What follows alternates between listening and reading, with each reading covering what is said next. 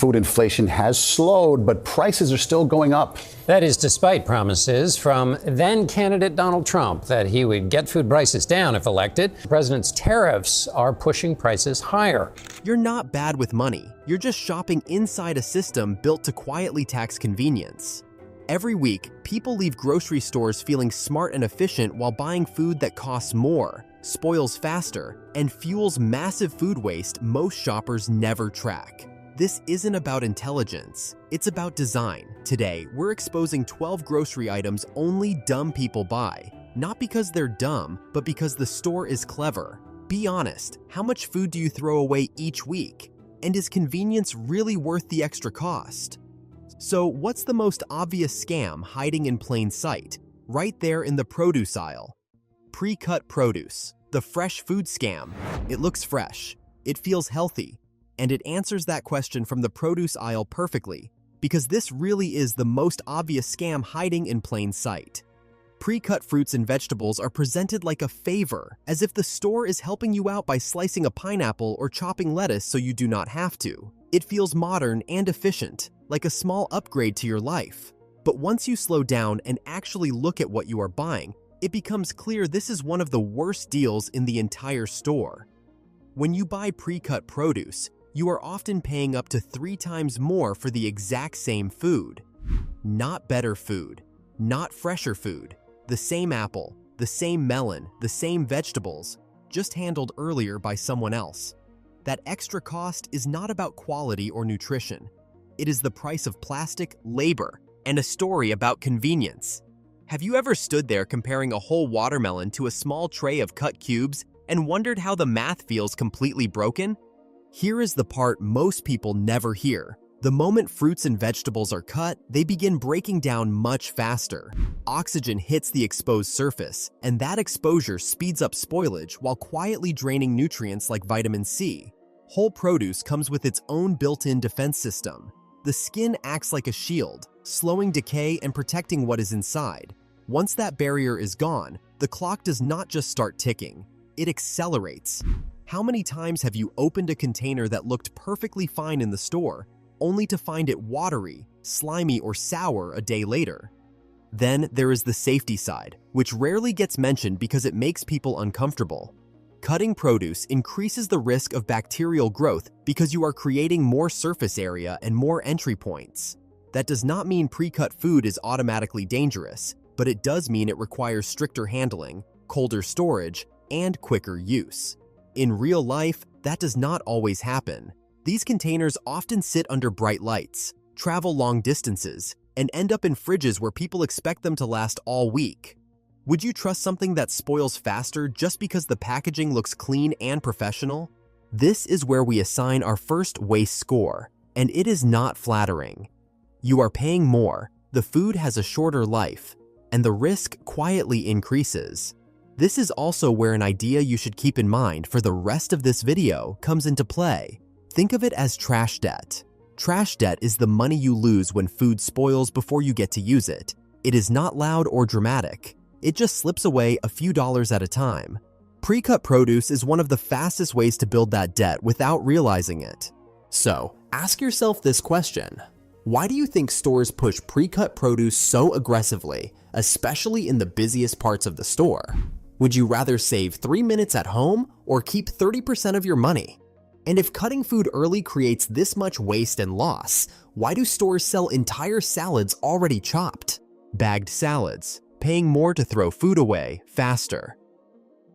Because once food is chopped, the clock starts ticking fast, and nowhere is that more obvious than with bagged salads. They sit there looking clean, green, and responsible, almost daring you to believe this version of dinner will finally stick.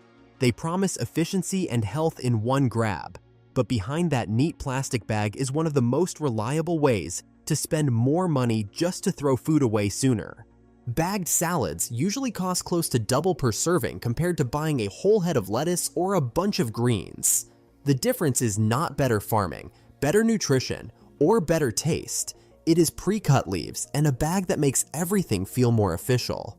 You are paying for convenience that lasts a few minutes while the downside lingers all week.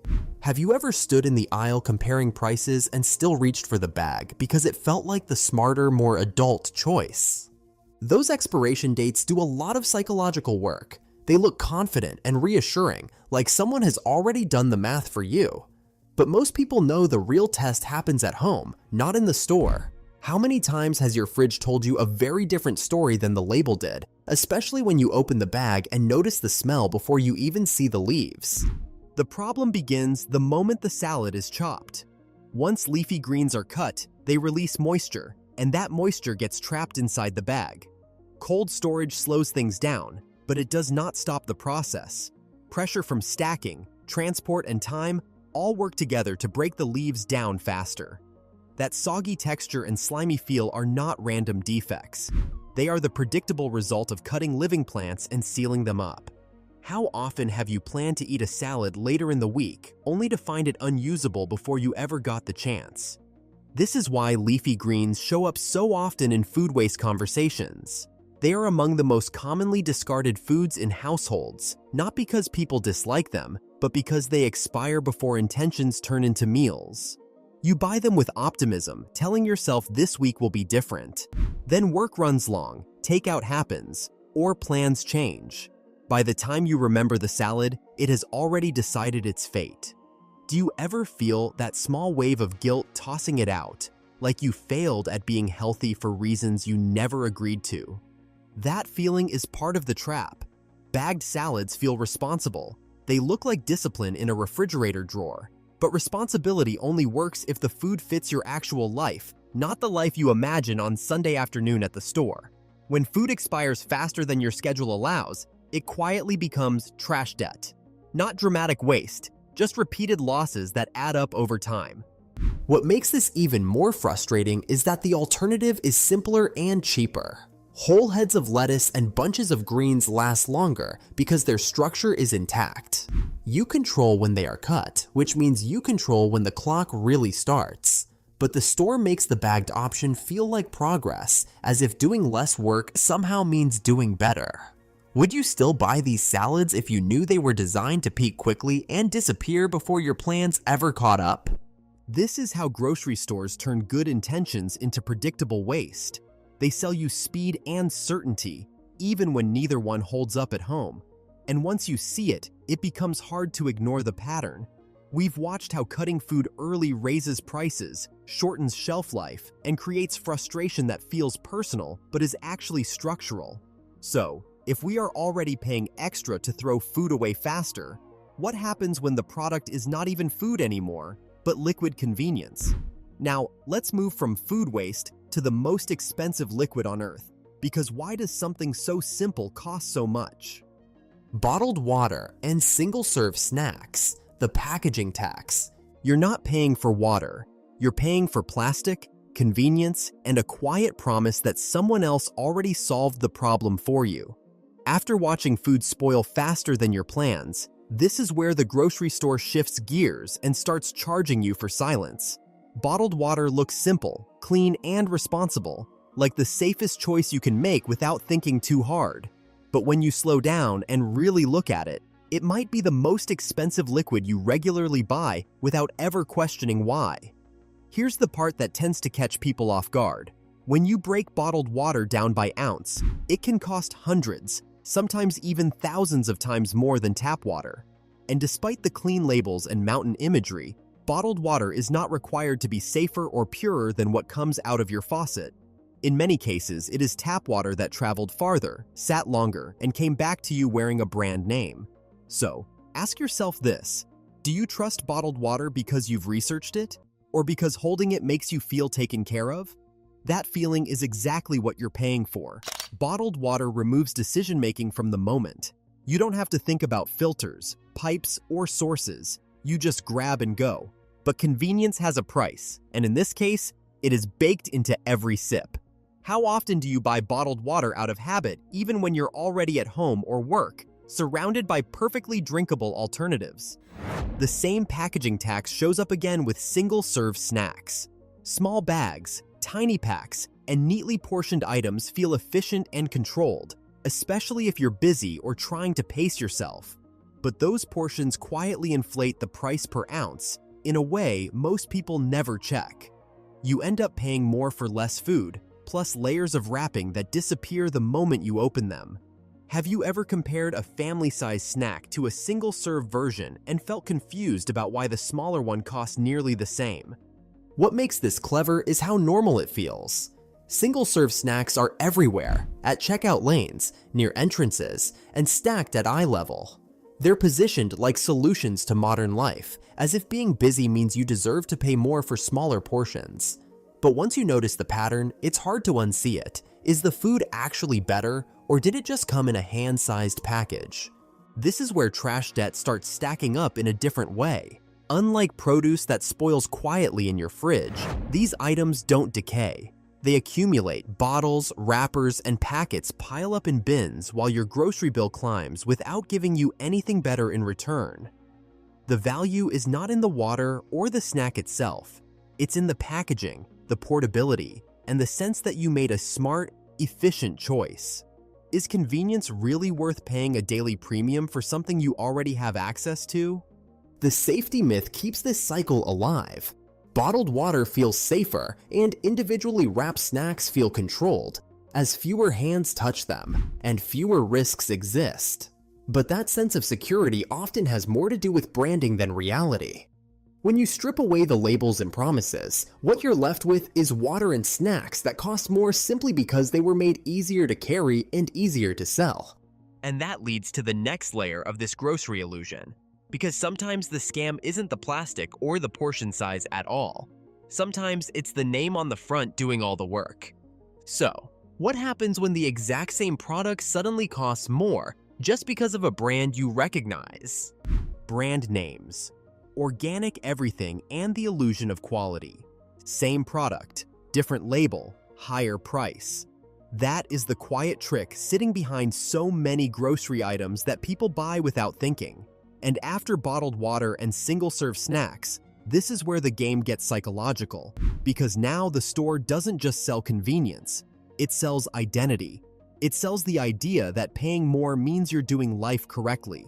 And most people never question it, because it feels harmless. Do you ever reach for a brand simply because it is familiar, without checking what the store brand version costs?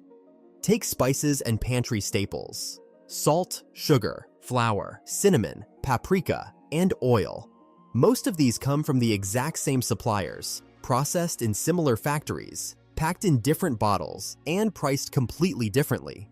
The brand name version gets the prime shelf space, nicer fonts, a label that whispers expertise, and sometimes a photo of a farm you will never find.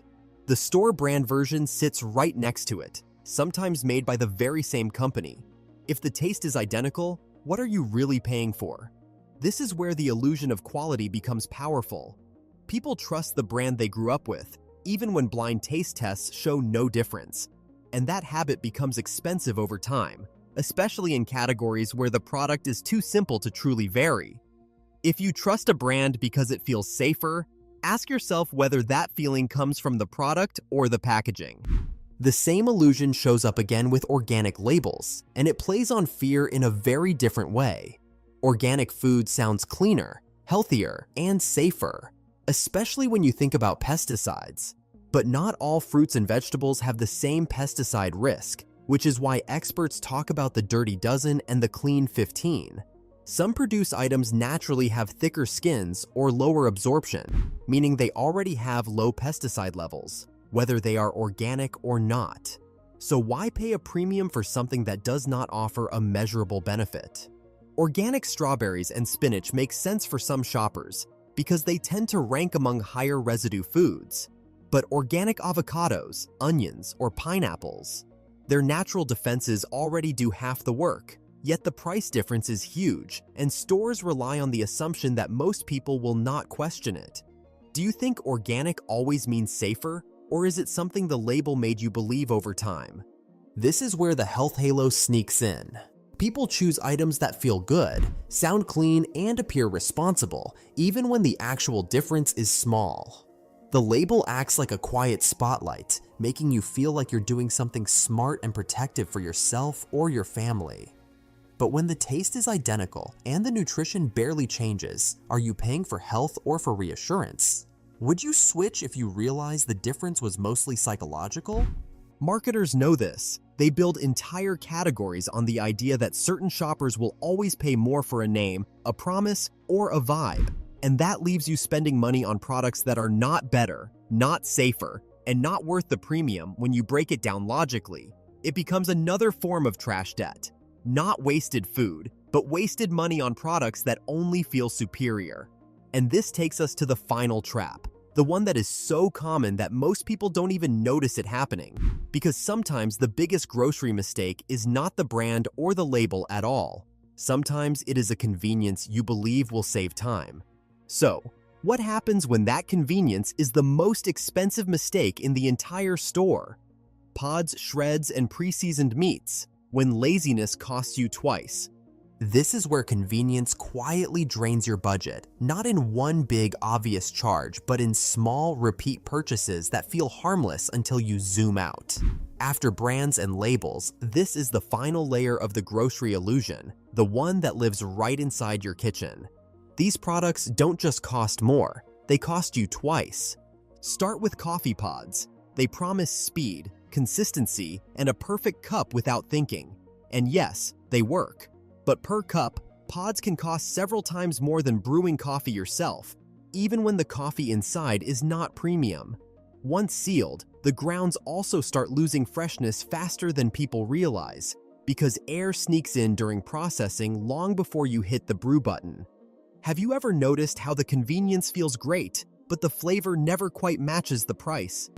Then there's pre-shredded cheese. It looks practical, especially on busy nights, but it quietly charges you more for less.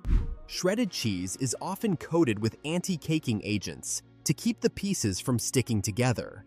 Those additives are safe, but they affect melt quality and shelf life, and you are paying extra for them. A block of cheese lasts longer, melts better, and costs less per ounce. So, are you saving time, or are you just paying for someone else to run a grater? Pre-seasoned meats take this idea even further. They look helpful, like the store is doing you a favor by handling the flavoring step. But most of what you're paying for is salt, oil, and basic spices you already have at home. The seasoning also adds weight, which means you're often paying meat prices for ingredients that cost pennies. How often do you buy these because they feel easier, without realizing the math never works in your favor? This is where the final waste scores come together. Coffee pods cost more per cup and create piles of trash. Shredded cheese spoils faster and gives you less control. Pre-seasoned meats inflate your bill without improving quality. None of these items is terrible on its own. The damage comes from repetition. Week after week, these choices quietly grow your trash debt, not just in waste, but also in money spent on convenience that barely saves time. So here's the honest question. Which of these do you buy regularly, without thinking about it? Is saving 2 minutes really worth paying double? And if you swapped just one of these items this week, how different would your grocery bill look by the end of the month? Because once you stop paying the convenience tax, something interesting happens, and that brings us to the final question. What changes when you finally take control of your cart? None of these items makes you dumb. Buying them without seeing the real cost does. Once you understand how food waste, packaging, and convenience quietly drain money, the power shifts back to you. So, here's the Smart Cart Challenge. On your next grocery trip, replace just 2 items from today with smarter swaps, and watch what happens to your bill and your trash. Which item shocked you the most? What will you stop buying first?